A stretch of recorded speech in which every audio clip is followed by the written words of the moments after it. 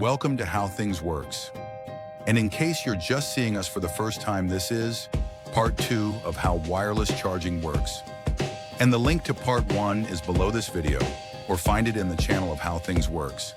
And do hit that subscribe button and turn on that notification to get notified first when we upload another behind the scenes breakdown just like this of how things works. Part 2 of how wireless charging works is how the energy gets in and why wireless is slower. In part 1, we explained to you how wireless charging is able to connect and supply energy through the team called Electromagnetic Induction. But not all that magnetic energy becomes usable electricity.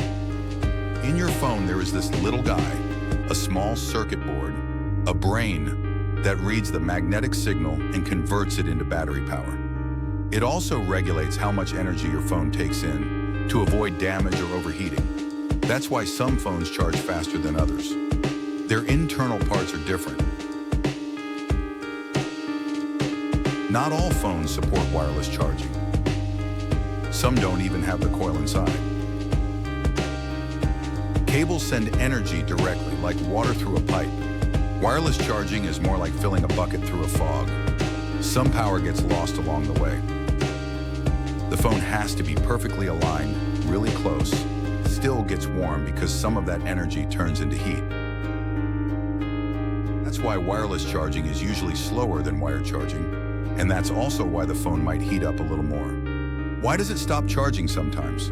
Most good chargers don't just blast power nonstop. They check. Is the phone still in place? Is it done charging? Did something else, like your keys, fall onto the pad?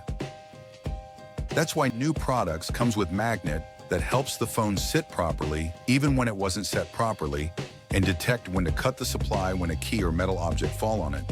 Inside is a little circuit on top the coil that detects movement or heat and adjusts or stops the charge to stay safe.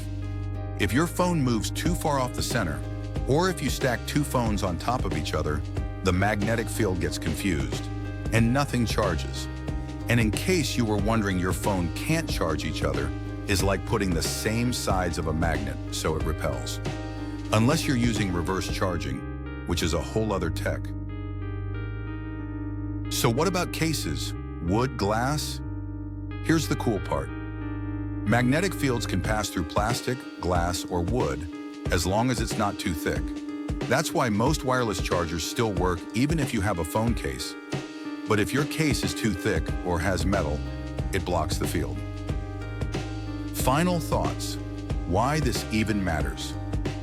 Wireless charging isn't just about convenience. It's about design, making devices that don't wear out from plugging and unplugging. No broken charging ports, no bent wires. It's also about future tech. Think electric cars that charge just by parking or walking into a coffee shop and placing your phone on the table, and it starts charging. Also in your home furniture that powers your phone just by laying it down. Right now, wireless charging isn't perfect, but it's already changing how we think about electricity. And in the future, it will be a whole other tech